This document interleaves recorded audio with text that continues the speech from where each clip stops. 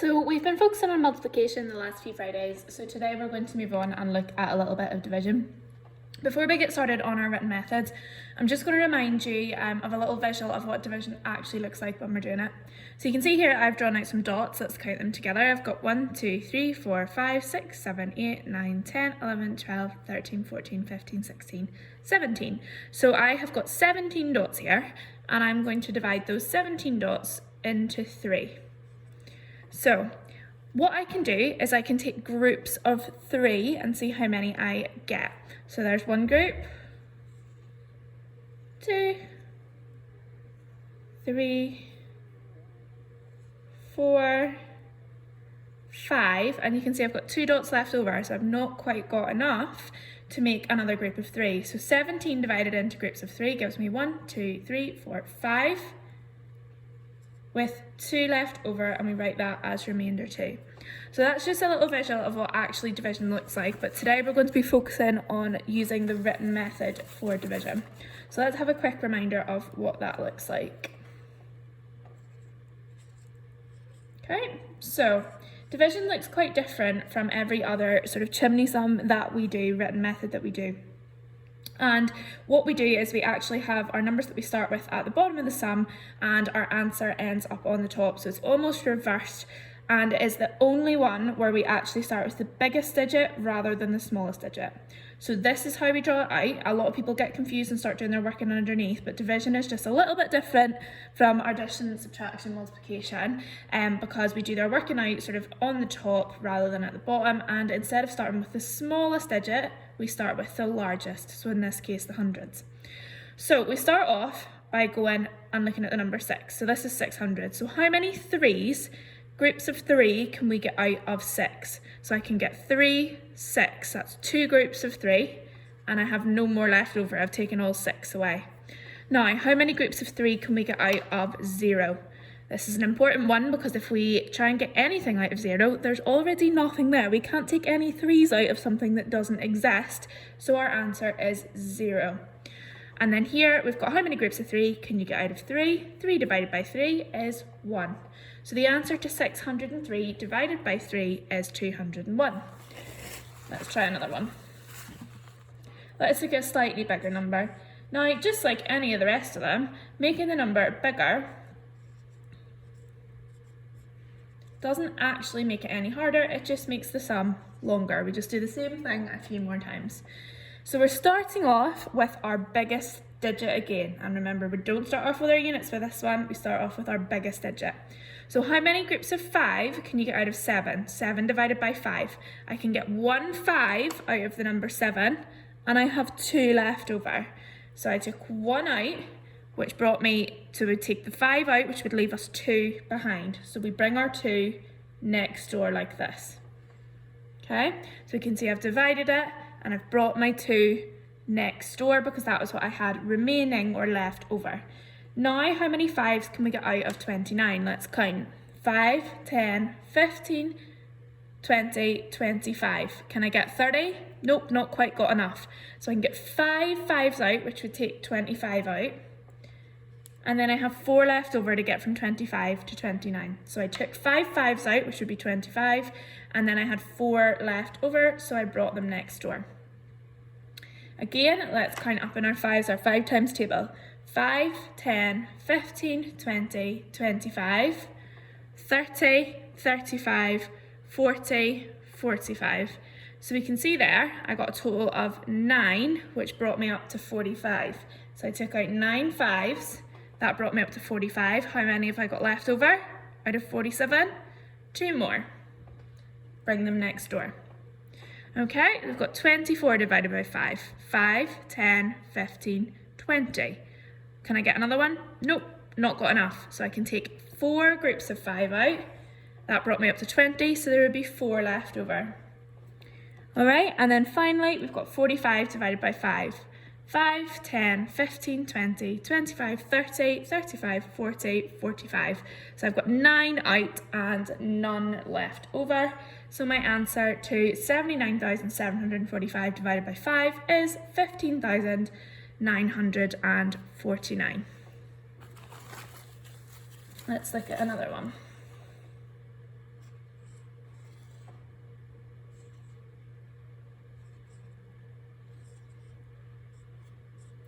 324 divided by 6. So where in the sum do I start?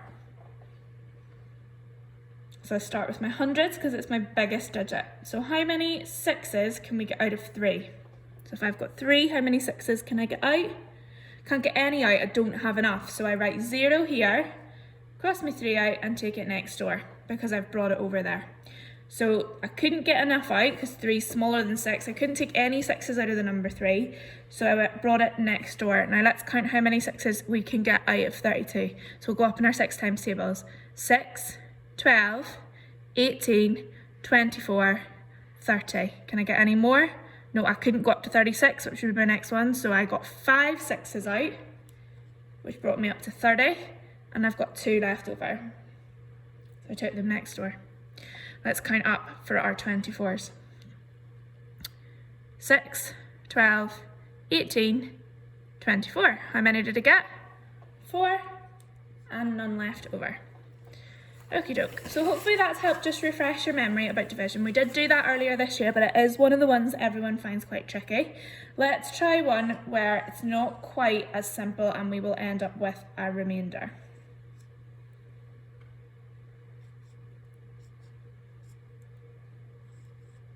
Okay, so we've got 742 divided by 9. So I'll start off with my largest digit, which is my 7 in my hundreds column. How many 9s can I get out of the number 7? Okay, I can't get any, I don't have enough in there. So I do put my 0, cross it my 7 and take it next door. Now we have to work out how many 9s come out of 74, and this is why I go on and on and on and on about your times tables, because knowing your times tables makes this so much easier. But let's count up in our 9 times table. 9, 18, 27, 36, 45, 54, 63, 72. How many could I get? I got 8 out and that brought me up to 72. So I had 2 left over. Now I've got how many 9s can I get out of 22? 9, 18. Can I get any more? Nope. So I got 2 out, that brought me up to 18, but you can see that I've still got 4 left over and I've got nowhere else to take them. So how we're writing this is we're doing an R to stand for remainder or remaining, what's left over, and then 4 because I took 2 9s out, which would be 18. So 18 from 22 would leave me with 4 spare. So I write down my remainder. Let's try one more with a remainder.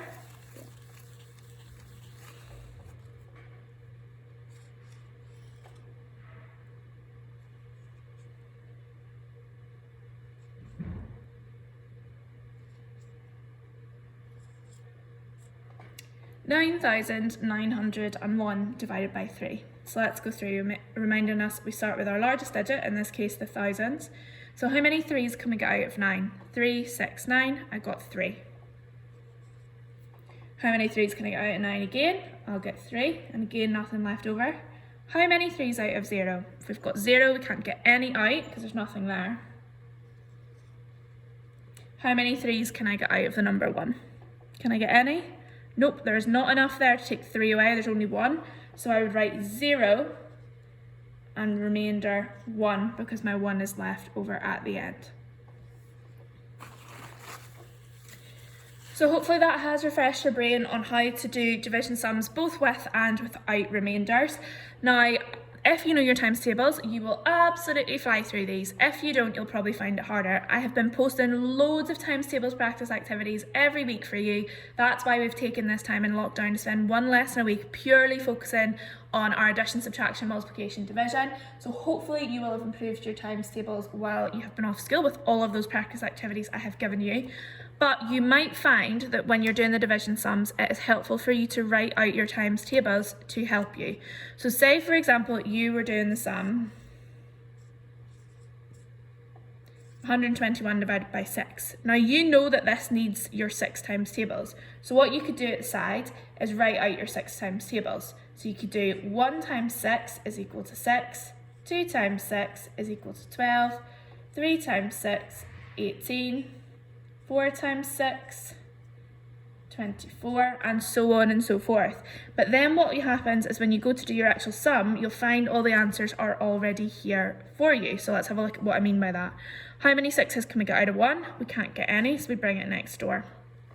How many 6s can we get out of 12? So let's look. Oh, there's 12 there. How many 6s was that? It was 2. How many 6s can we get out of 1? None at all. So it's 0, remainder 1. So you'll see that having your times tables down the side will be a quick reference for you to do. But that does not mean that it's acceptable to not learn your times tables, because when you're doing things like this, especially in the academy, they will expect you to be snappy and quick. So use the times tables activities and the division practice activities that I've given you on the post to practice any times tables you're struggling with. If you're really confident with your 4 times tables, for example, why are you practicing those ones? Pick one that you don't know and push yourself to improve.